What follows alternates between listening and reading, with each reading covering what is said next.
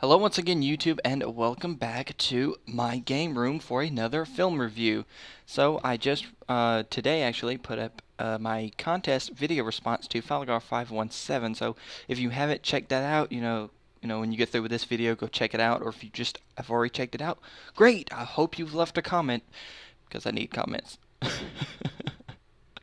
Anywho, so just kind of give you guys brief update on the like the room. You see my Minecraft posters here. I'll tilt the camera down so you can see them. I've got my Assassin's Creed books with the games and stuff there. I've got different things there. And for all of you older people, or for anybody that knows of the movie, I want you to look down here.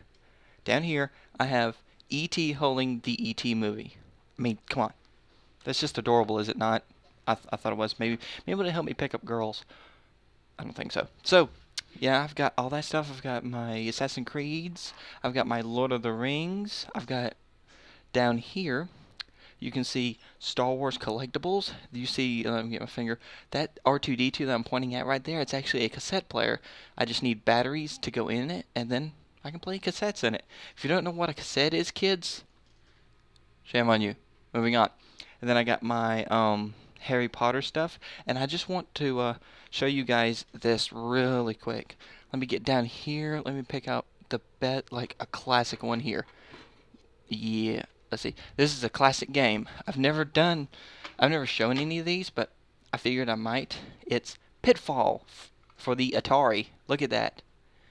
I mean, for a lot of the younger kids, they might not know what an Atari is. It was like the first big game system, I believe. I'm pretty sure of it. And I've got like a whole slew of games down there of nothing but Atari. But I wanted to show you guys Pitfall. That is a classic game. It's a legendary game. And it's by Activision. You can see right there on the back and on the front there. So enough of that. Let's get on with what the video is going to be about, shall we? Move this camera up here. Oh, by the way, there's my Jennifer's Body poster up there. So, Trepasser, I figured I would definitely put it up there. That way, when I record videos, everybody can see. So, moving on. When I was out of my room, I came back in. I noticed I had a notification on my contest video, and it was from Wolfing Out. And he must have read my mind because I was going to do a review of this series anyway, and he picked it up. It was back off over here. Hold on, right there. If you didn't see it, go back to watch the video and see which video or thing was there. But I wanted to do a review of this, so let's get on to it. I'm going to be reviewing Birds of Prey. So just first glance. Well, let me tell you guys how I came about this. After moving down here, I noticed there was only like one game store. I didn't see a GameStop or anything like that. This game store is called Game Over, clever play on words there. And I walked in, and I wasn't, wanting to buy a game. I was looking at their movies. And I was shifting through this shelf of different movies, box sets, and stuff like that. And then I came across this. And what first caught my eye was, it's a girl. Then I was like, it's a girl dressed in black. She looks like she belongs in Underworld or something. So then after reading the front of the box, it says right there, Batman's little girl is all grown up. And this girl's, who's she called? Good question. It's Helena, played by, Ashley Scott. Ashley Scott. She also played in The Walking Tall with The Rock. And I didn't really put two and two together on that one until I looked it up on the internet. She's definitely in the movie. And I was drawn to it because, I like, for some reason, girls that dress like that are, like, it has always struck me as awesome. And it's the complete series. As you can see up there, it says complete series. And the characters that are in it, you got Ashley Scott playing Helena. You have Dinah Meyer playing Oracle, aka Batgirl, aka Barbara Gordon. And you have, Rachel Scarston playing Dinah. And those are the three women right there. You have Helena, which is Ashley Scott. Then you have Oracle, aka Batgirl, aka Barbara Gordon. And then you have Dinah. See, Helena right here, she's the daughter of Batman and Catwoman. So she's the she has superpowers. She's called a metahuman, and she has like really good agility and fighting skills. I guess she gets the fighting from her dad and the stealth and the agility from her mother.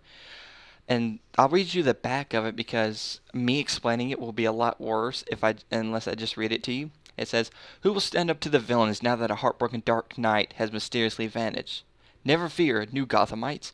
A trio of champions is ready to take wing, and Helena, the daughter of Batman and Catwoman, is among them. She calls herself Huntress, and crime is her prey. Teenaged Dinah is the youngest of the group, learning as she goes and gifted in clairvoyance. And overseeing the awesome threesome's high-tech nerve center is Batgirl, left wheelchair-bound by the Joker. She has reinvented herself as Oracle, the team's cyber expert. Huntress, Dinah, Oracle. They are the birds of prey, fighting together, living together, and soaring into adventure together in 13 breathtaking live-action episodes. So, it's 13 episodes. So, I mean, if I did my research on this correct, it was on TV, must have been on a cable network in 2000, 2001. I didn't have cable or satellite back then, so I didn't know anything about it. I probably wouldn't have been interested in it anyways. But now, oh my God, I got really interested in it because, I'm not, I'll admit, I'm more of a Marvel fan than I am DC. And you can clearly see on the back, back here on the bottom, it's a DC movie. You see right there. Also, Shamar Moore is in it. I forgot. You can see him right there. Shamar Moore, who's playing on Criminal Minds now. He's playing a detective in here, so it's not much of a big switch for him. He's playing a detective in here, and I like the chemistry between Helena and Shamar Moore's character, who's playing Agent Reese, or Detective Reese. I forget whether they call him detective or agent. I think it's detective. She will just appear out of nowhere and scare the living crap out of him. It's hilarious. Like, he'll be walking and she'll just go, and for the longest time, she is like really, she does not trust anybody. I think she only trusts Oracle. It takes her a really long time to trust Dinah, who's the blonde girl there. So when she starts talking to Agent Reese, she's really reluctant to telling him her superhero name and her real name. She doesn't tell he doesn't find out her real name till like well into the series. I mean like well into the series. And I'm trying not to say too much because I don't want to spoil the series for you. But Wolfing Out, I did not know a lot of people were fans of Birds of Prey, but I am definitely one of them. After, it's a blind buy. This was definitely a blind buy because I had no idea what it was, what it was about. All I knew was from what I read on the front and the back. That was really all I knew. So for all of you DC fans out there, Ashley Scott fans, Dinah Meyer fans, Rachel Scarston or Shamar Moore fans, if you're a fan of any of those people, I definitely recommend getting this. It's definitely a good series.